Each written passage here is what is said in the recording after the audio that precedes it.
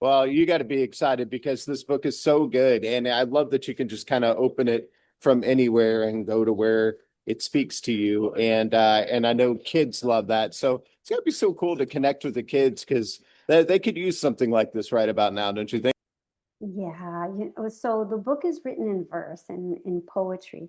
And ideally, it would be great if you could like read the book, the poems sequentially, like a narrative. But if you don't, it's okay too. And it's a book that I hope is going to teach them, but also reach them because it's about what's happening in real time for them right now. And when did you first realize that you had the gift? Because you truly do have the gift.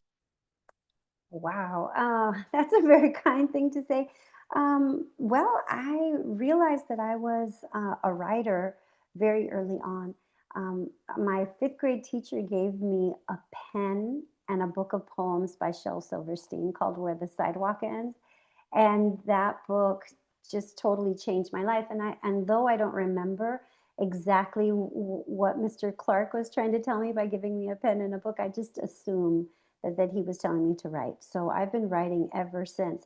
And I have to say that he gave me a very nice pen. It wasn't just like your regular ballpoint pen. It was a Parker pen. It came in a box and you could change the cartridges. It was like high technology back then. So I've been writing since then and really leaning into the idea that poetry is what Billy Collins, our former poet laureate of the United States, said. Poetry is the history of the human heart, and I've really always tried to kind of touch that aspect of our language. And I love that you're inspiring kids too, and you've been able to speak to kids, and I know that you see some that have that spark too. And so, what kind of advice do you give to those kids that want to follow in your footsteps and do what you do so well? Well, I always teach them about the word tenacity or to be tenacious, right? And I tell them, do you know what that means? And they usually say no. And I say, well, it just means to not give up because becoming a writer is something that is difficult and you will fail just like anything else many times before you get the hang of it and you're able to do it with complete creative control and craft and all of those things that come with having a mastery of something. And so I tell them to be tenacious. Um, so my co-host is Drew Pearson, who's one of our great Dallas Cowboys, caught the Hail Mary, went to the Hall of Fame. We love to talk to people about their Hail Mary moment, the moment in your life or career. We just kind of had to go for it. It worked out for you. What do you suppose that was for you? My cat died when out of 20 when my cat of 21 years, and the cat had accompanied me through all of these years. And when I started, I wasn't a writer. And I mean, I was a writer. And when I finished, I still wasn't practicing my craft. When he died, I wasn't practicing my cat craft. And his loss, believe it or not, spawned me to like say, you know what? Life is short. I've got to do this. And so I really started to be aggressive about putting my work out there. And that week, I wrote the opening pages of my first novel, which was The Moon Within. It is a coming of age story that is actually has one of the characters of this book. That's so cool. But what do you keep in mind that keeps you on that right path? Because, sometimes the words just don't come to you, you know? Yeah, well, I trust in my creative process, right? And I trust in my ancestors that they will provide the words, but also I trust in that I am abundant and that what I have to offer the world is it comes with so much love and so many good intentions, especially towards children, that that they'll show up and I'm a storyteller and that's what I want to do in the world. Well, this book is colorful, it's beautiful, it's so well written, but how do you describe it to people? Because it's not like almost anything I've read, and I don't know how. Yeah. So this form of poetry, I mean, of novel is a verse novel, meaning it's written in poems and it's meant to be read sequentially from beginning to end, but it can be read anyway.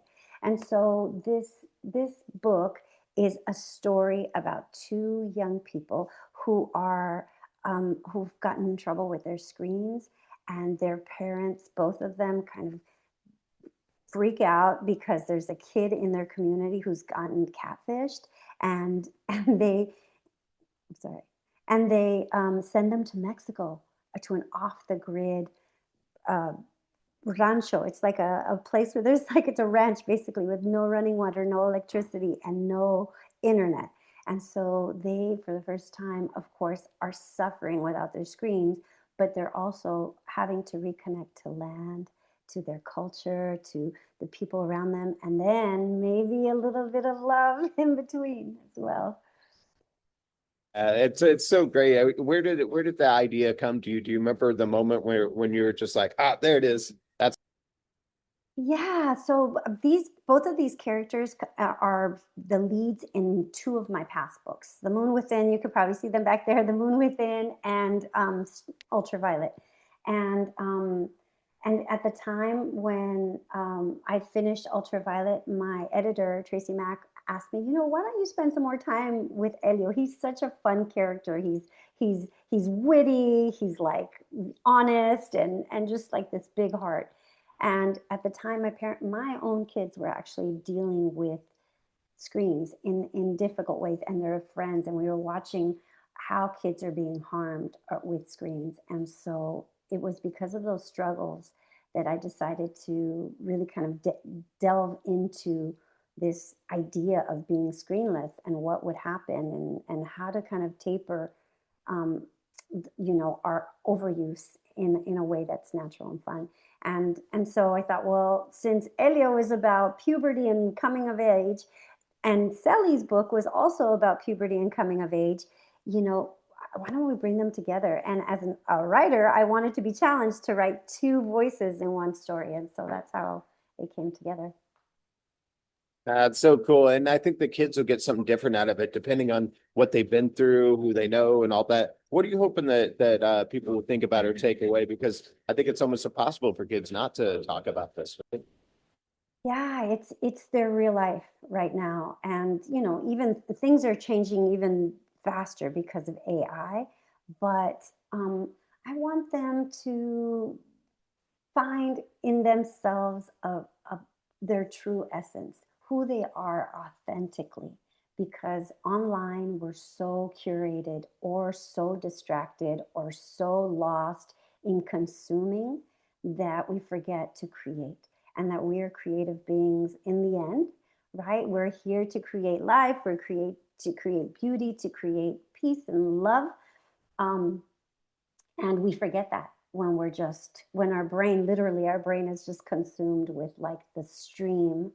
And in this book, I'm hoping that they connect to a different kind of stream, of an actual water stream.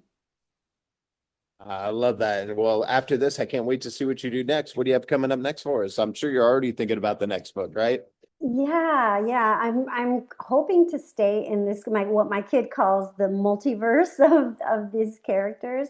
And the love interest in the last book is going to have her own story and her own experience, but this time with AI. So I'm hoping I can't tell too much about it, but that's what I'll be working on next, and I'm excited to do it. That's beautiful. Well, thank you so much for doing everything that you do and giving the kids something so great to read. And I appreciate your time and the great answers, and look forward to talking to you again very, very soon. Okay, take care, Paul. Thank Okay, you. thanks so much. Okay, bye-bye. Bye.